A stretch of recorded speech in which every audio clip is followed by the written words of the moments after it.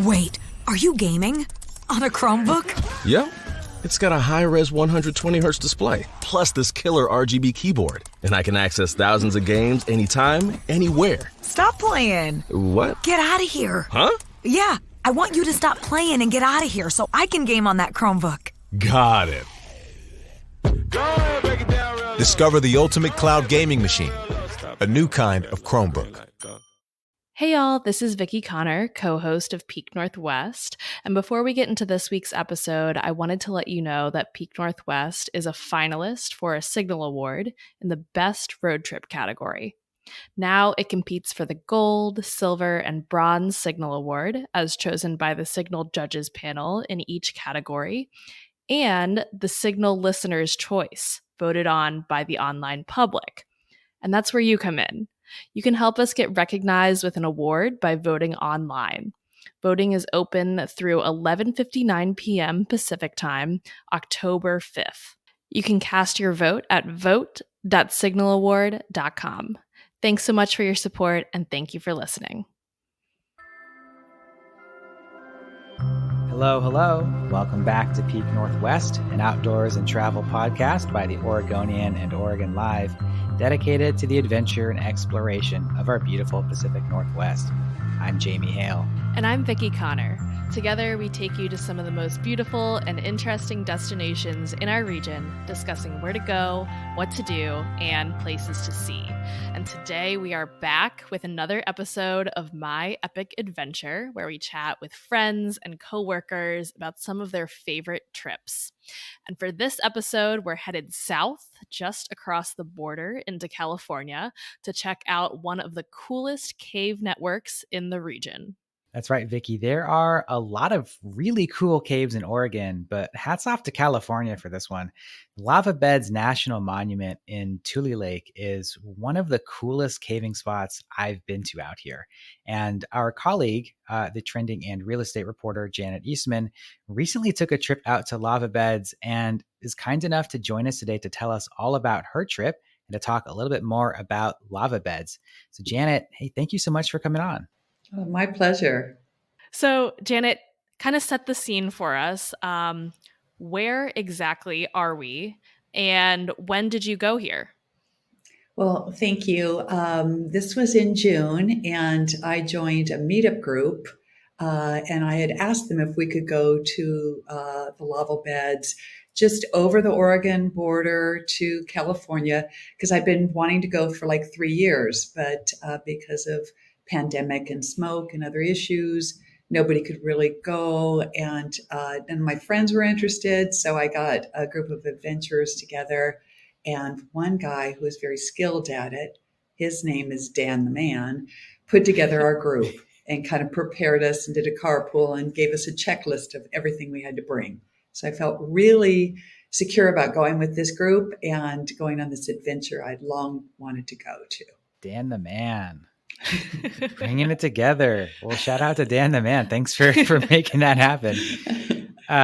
Janet, so for folks who have not been to this area, what's the environment like? What were you driving into when you got there?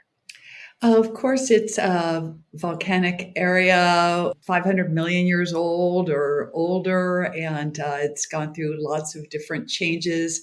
Man-made, like the lake is gone because they wanted to graze cattle there. But it was pretty barren, rocky, and really remote. So we're talking like, scrubland, sagebrush, high desert kind of look. Exactly. Okay. Exactly. Janet, what was motivating you to go here? Why these lava beds? It's a good question. I had been in caves before and always thought they were so foreign. It's like snorkeling, or I guess going to the moon, or, some places, in other countries, but just the experience of just getting to know nature better and knowing that it would be completely unsettling to go underground in unreinforced areas, sometimes shimmying in tubes, and with hoping your flashlight stays, the batteries stay fresh. And it just was a kind of a safe, but adventure on the border of your comfort zone. And I wanted to see it. It's a monument that lots of people go to and love. And I had not been there and I wanted to go. I love that. So, kind of giving us a little bit of a glimpse into your trip, but now kind of take us from beginning to end about how this trip went. All right. And I'd like to say that I had a comical adventures, but my friends, Angela and Ron, who had done this before, it was just easy. So Dan the man prepared us what to bring, long sleeve shirts, rugged pants, boots, because you'd be walking on basalt rock. Of course, a bump hat or, helmet, headlamp, gloves. Some people brought knee pads, but I didn't. So my friends Angela and Ron had all that equipment. Angela goes caving in Bend all the time, and Ron had been to a few other ones. And so we were all prepared, and we knew it was going to be all day. Most people stay over, but we were going to carpool for the day and then come back. We were told that we were hoping to get into 5 different caves, and we would start with the one that was walkable. You could walk into it, and there was a lot of daylight coming in. And so kind of get everybody acclimated. I, of course, didn't have any equipment, so I cobbled things together, and I went to my go bag and got a headlamp to put on, and I borrowed a helmet from my friend that didn't really fit my head. But everybody else had seriously decked out caving helmets. It was really impressive. So that first cave, Janet, you're walking in, you're getting your first taste of these lava beds. What is it like there? What were you feeling? It was wonderful because, again, it's June and it's summer, but it's very cool in the caves. And we had been told that we could see bats. And at the visitor center, which is excellent, they did ask us to make sure we had not been in contact with bats for a long time. Like, I think they said 5 years. I had read online 18 months. I was pretty assured that I had not encountered a bat during that time, because you can give the bats in these caves white nose syndrome. So we walked in. It felt really comfortable. It was a little trick of the eye because the ground looks wet and slippery, but it's not. That's just the glistening of those rocks. And the basalt is kind of like cauliflower. It's these little mounds. And so people who know how to do it just kind of walk like they're walking on a sidewalk. For me, I was like, again, overthinking it and, walking gingerly. And also I'm 6 feet tall, so I had to watch for the spikes above me that most people just like blew by, So I was like really on guard, but loved it. It was cool. It was adventurous. And of course, we got to learn about the Modoc Wars and how people hid out in these caves for protection. Janet, what did it smell like in the caves? I think when people think of this, I've never been caving, so I don't personally know. But I think when people think of caves, it's like kind of damp and musky smelling. Was that your experience?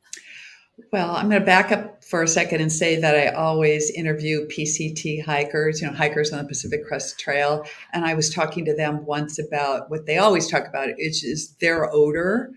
And I said it slightly reminded me of the one time I got to go to the pyramids, and you get in there and it's just this musk smell that, has been there for a long time. I didn't get that at the caves. There was enough air movement. I never felt like I was in an odor zone at all.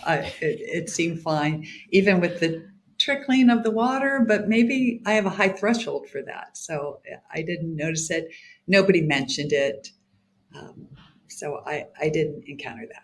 Janet, I wanted to ask you about the feeling of walking into the darkness. That's something that I've had an issue with in caves before, of like overcoming that innate fear of like the pitch black darkness. Did you Did you have, was that a difficult thing for you to overcome, or maybe that was easy for you?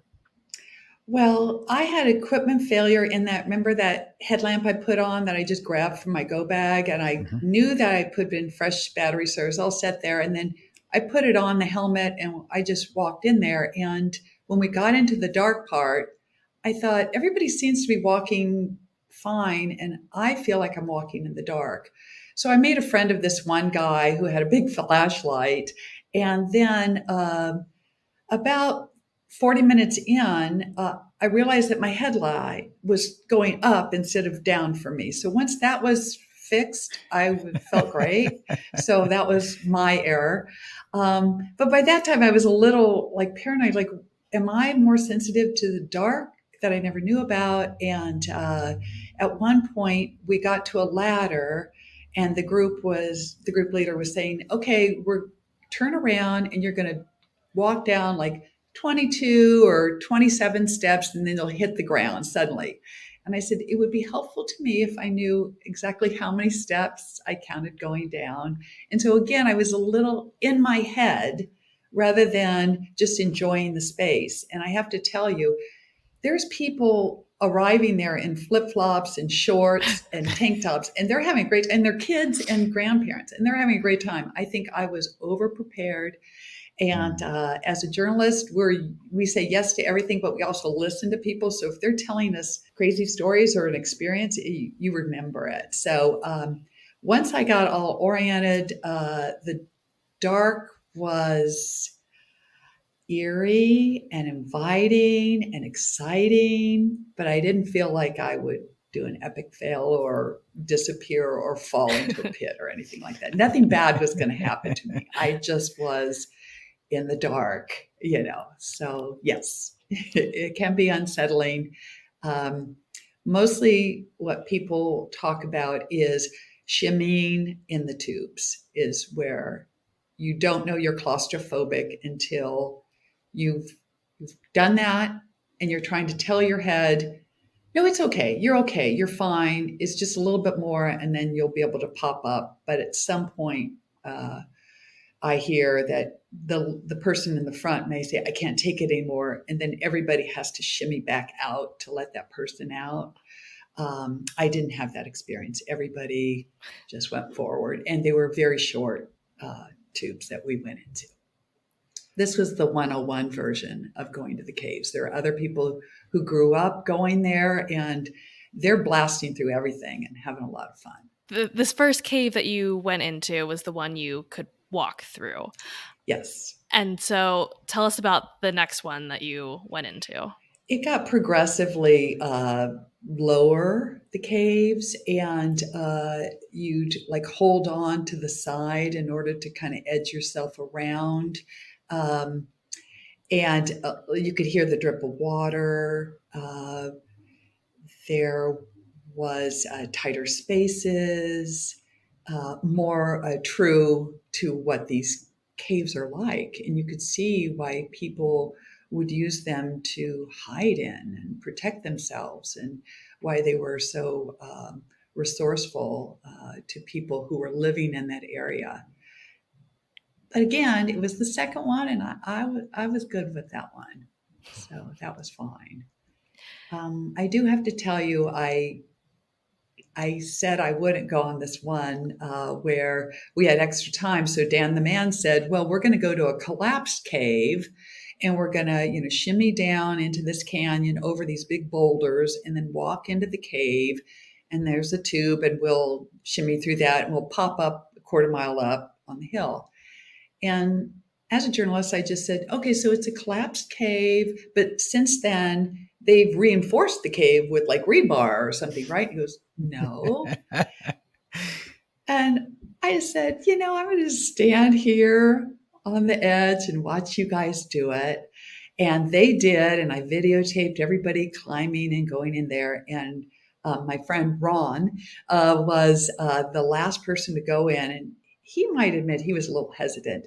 But so then he disappeared into the darkness, and I was waiting. And all of a sudden, like 3 minutes later, he comes out and he has his hands up and he goes, "I'm the only survivor," and then starts laughing. And I felt kind of like, yeah, I could have done this. But then I see everybody kind of popping up the hill, and I just walked over there to join them. So I don't know if I answered your question, but there was a point when I just thought, I don't really feel comfortable doing that. But there was no shame or scolding in any of that.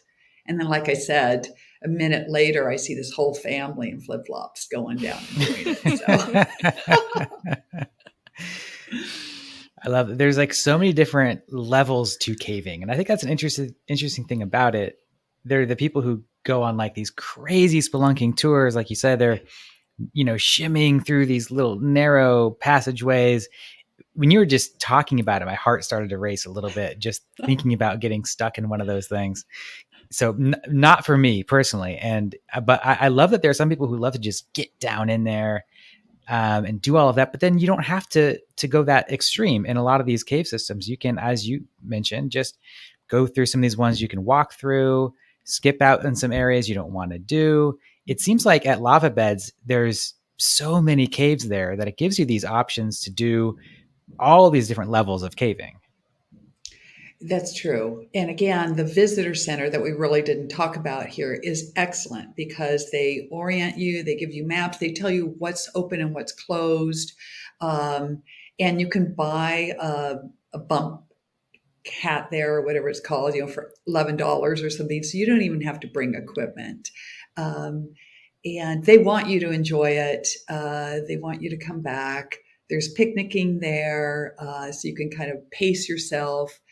We went all day and we're told we'd be tired afterwards. I really wasn't tired, but you felt like you'd been on an adventure. So it's really at your pace. It's not a group. You could go by yourself. You can go with two people and just pace yourself. Think it's kind of sweet and romantic here, or it's cool where it's hot outside and just kind of hang wherever you feel like it. But there's a lot to look at. And if you happen to go with somebody who knows geology and history, it makes it even better. Janet, did you have any favorite places in the caves that really stuck out to you? I thought it was pretty remarkable just feeling the rock. It just seems like you felt like, God, I wish I knew all the stories, all the people that had been here and how it survived, how it evolved. I wanted to go back in time to school and remember more about geology that I had forgotten, but it does stir your interest in learning that. And the visitor center has lots of demonstrations and displays on all that. And they do honor the native people who were there first. And you can learn a lot there. I just thought it was just a trip to be there. It's a drive to get out there, but once you're there, you're in a different world, and it's pretty spectacular. That's something I love about caves in particular.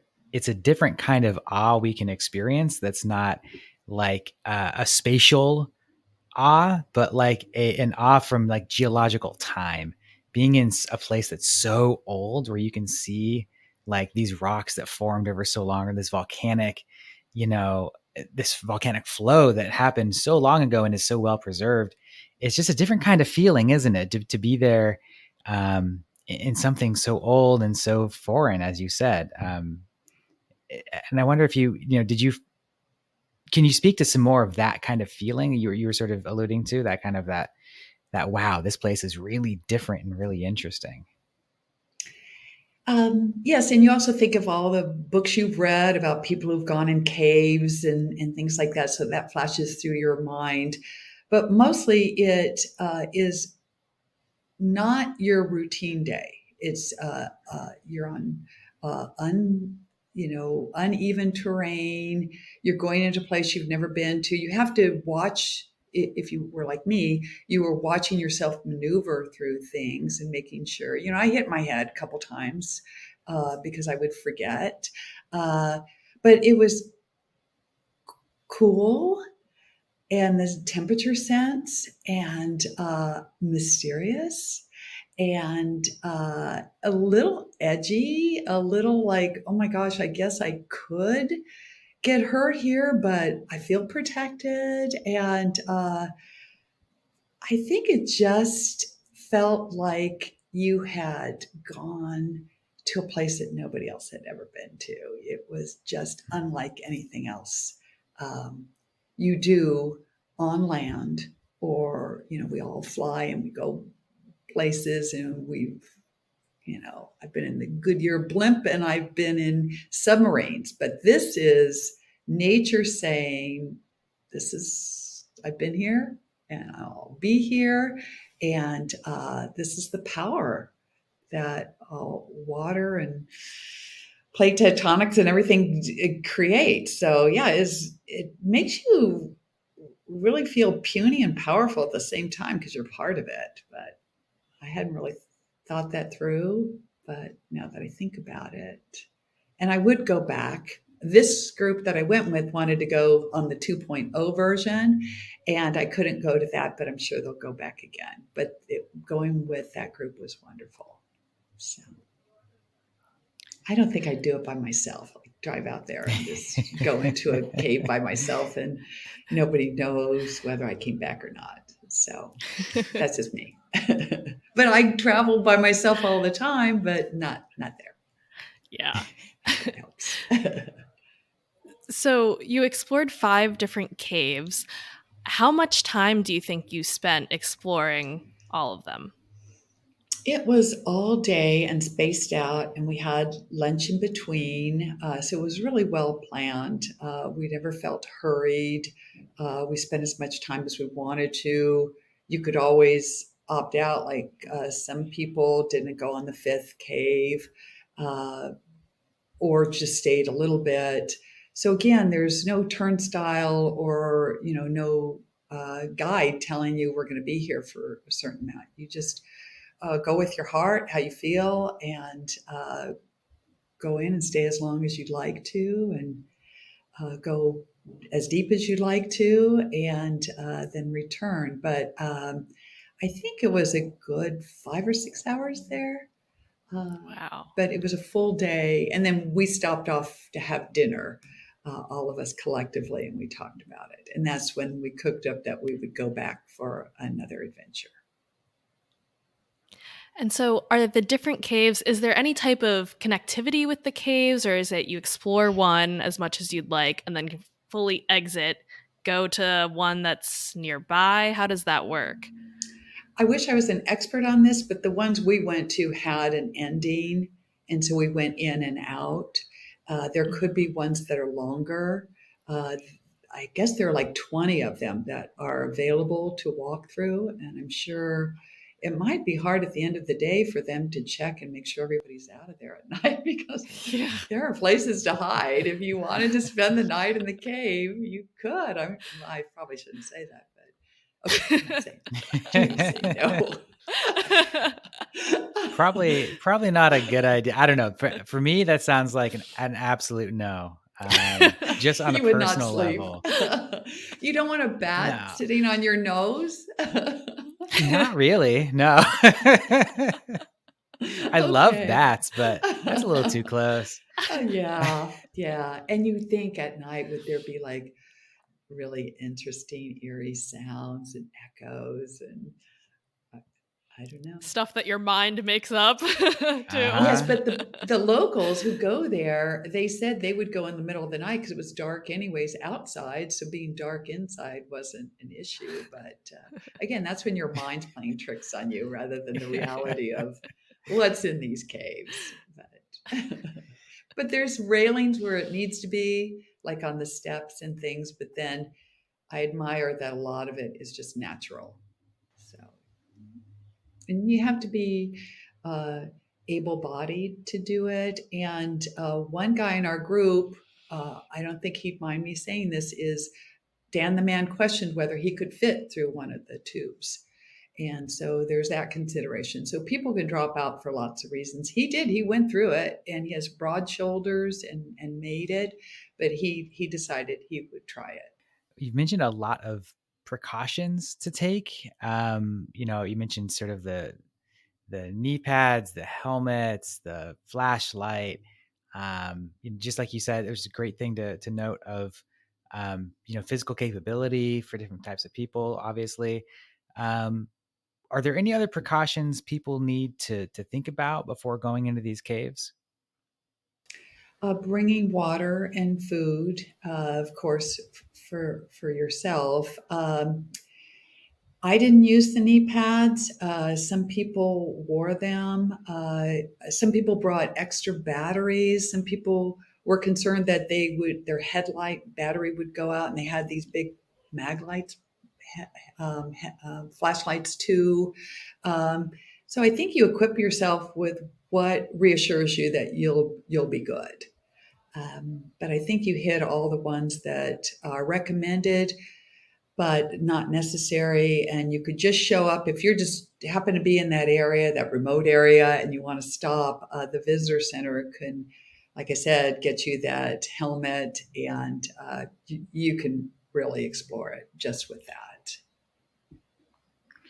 And this being a national park site, I imagine there are fees you have to pay to get there.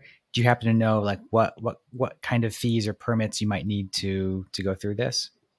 Well, fortunately, my group, they're all people who hike and explore all the time. So each person in all the carpools, we had one of those passes to the national Mm-hmm. parks that we use for other occasions. So I don't know what the cost was. It's on the website, which is really good, but here's a good reason to buy that annual pass. And then it encourages you to go to other places too, because we're so fortunate to have so many places here, in the Pacific Northwest that, I can go to Crater Lake 10 times a year and learn something to do something different. So it'll pay off and it supports the national parks.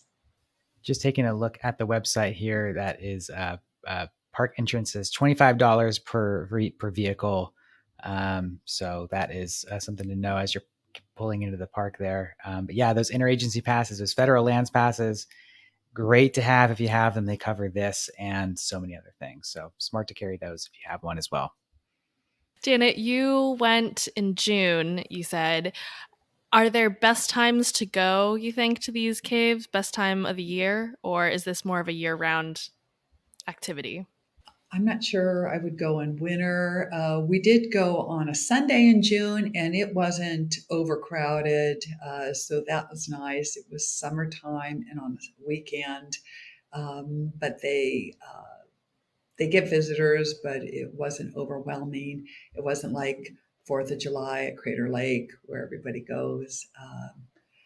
I'm not sure about year round. Again, it's your comfort and your adventure, and when you happen to be in that area, I'd go if I happen to be driving through that area again anytime. I imagine with like a lot of other cave systems, they're pretty kind of enclosed ecosystems, right? For a large part, where, if it's snowing, it's not going to be snowy inside the cave, or if it's hot, it's not going to be hot inside the cave. So it seems like it's like as long as you can get access to them, a pretty nice year-round thing. Once you're in the cave itself, I mean, obviously you have to worry about smoke, wildfire, closures, Mm-hmm. ice, all that kind of stuff like usual. But that's what I love about caves is they're pretty much the same temperature all the time. So it seems like a really nice place to go in the summertime, but also in the winter, you might have just kind of the same temperature outside as you have inside, and that's kind of great too. And as you know, that's why we store our wine underground, because it's consistently 55 degrees, which is the optimal for aging wine. Did you run into any wine in the caves? Anyone Nobody like left sneak me. in their Nobody left collection? me a bottle. I didn't have a corkscrew opener. I didn't have a glass, but I don't know. That just the temperature popped into my mind. I wasn't drinking wine in the cave, but I'm sure it's been done. I'm sure people have brought picnic baskets and all that other stuff. But Well, Janet, it sounds like you had a great time on this adventure. Do you have any more caving adventures coming up at all? Well, I'm a hiker, and so I hike all the time. And this was interesting because you're walking underground. I will go back.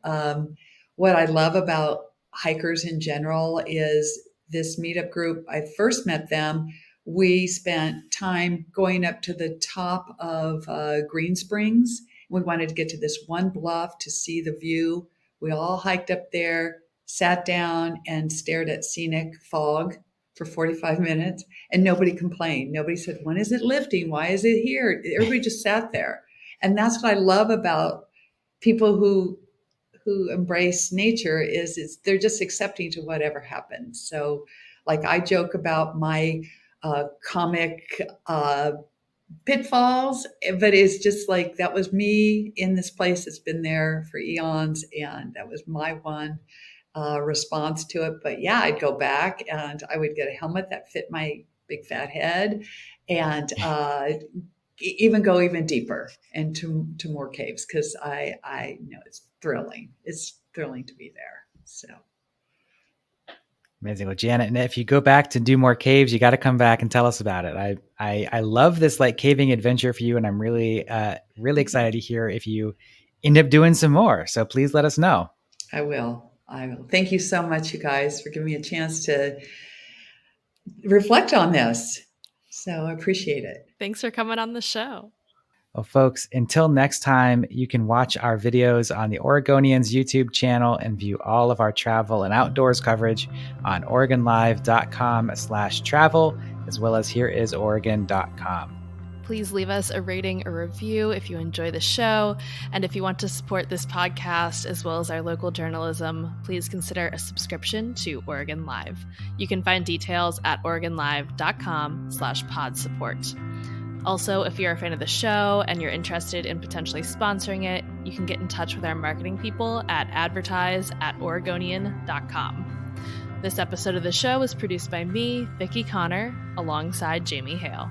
Stay safe and happy travels, everyone. Until next time, we leave you with this 10 seconds of Zen.